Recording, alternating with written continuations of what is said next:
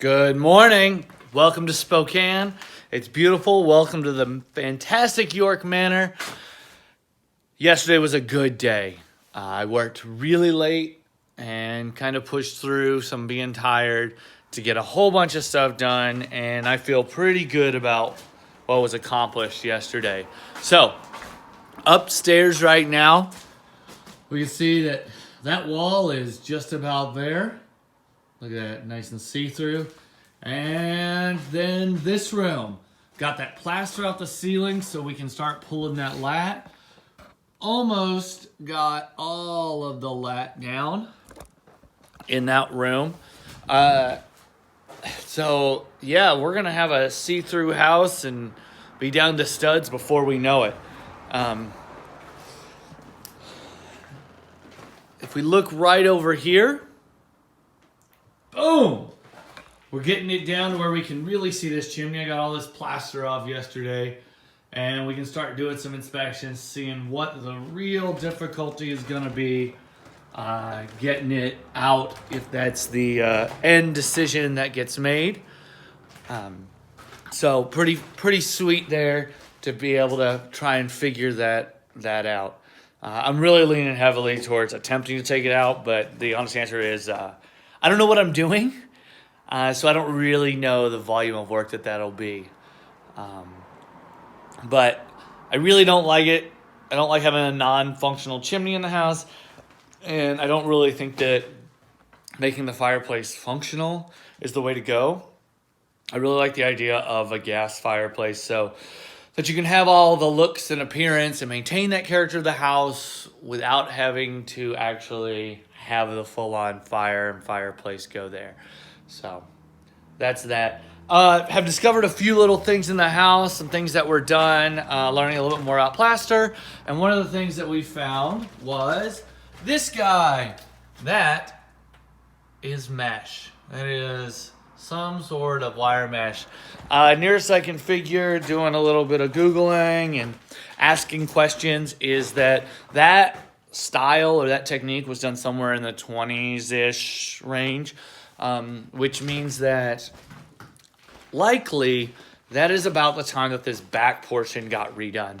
Pretty cool, pretty interesting as we continue to find out all this stuff and try to piece together this house's previous histories of remodels and refinishes and changes and everything else that's happened to it.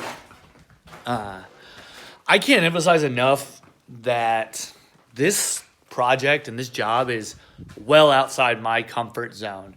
I spent a lot of time working on cars and doing the car thing. So I have experience using tools and the spatial perception required with using tools and whatnot.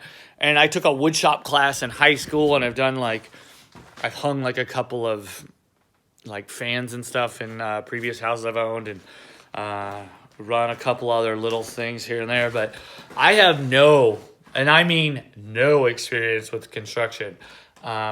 Like most people that are probably watching this, you've watched the remodel shows and the DIY shows, and that's about where I'm at. So I am definitely figuring it out as I go. I'm figuring out how it actually works versus like what we see, and that's actually quite a bit of fun. I enjoy being out of my comfort zone. It really creates growth, and I highly suggest that everyone else get out of their comfort zones and try something, because you got this. With YouTube and forums and the internet all readily available, you can figure stuff out. Now, I'm saying that I'm like 19 days or 18 days into this project, and who knows what this will look like at day 60, right? But right now, I'm feeling good and feeling confident on getting things done. I'm downstairs right now, if you have a minute, we'll watch. And one thing that we have seen, right, we showed this beam before, and it's definitely got a little bit of a slope to it. Check this out. So they notched this beam into this 2x4, right? And then actually cut this 2x4 to meet this parallelogram. And then if we go to the other side, we can see that it was kind of done the same. So we'll be diving into that a little bit, trying to figure out what does that mean? Do I need to replace that whole beam? Can I just replace pieces and portions of it? How much load does it have? Etc., etc. And that's just kind of some math. So this pipe, though, we've been talking about it for a while, trying to figure out what it is, where it goes, right? And one thing that we can see is that it goes up, it goes over, it tees off, and it runs there. It runs to what was that gas light over there, and then all the way over to that gas light. Right. So those gas lights are capped off. So is it live? Is it not live? We got to get down to the basement to figure that one out. But it's kind of covered with a bunch of ducting and stuff for the modern heating system that's been put in. But yesterday, since I was able to get so much out upstairs, we found it. And when I did, I started tracing it, and we still got some more tracing to do. But it looks like they either notched out a little bit of this 2x4, because it runs right there, all the way down through. How I didn't see that before, I don't know. I guess it wasn't a crazy high priority.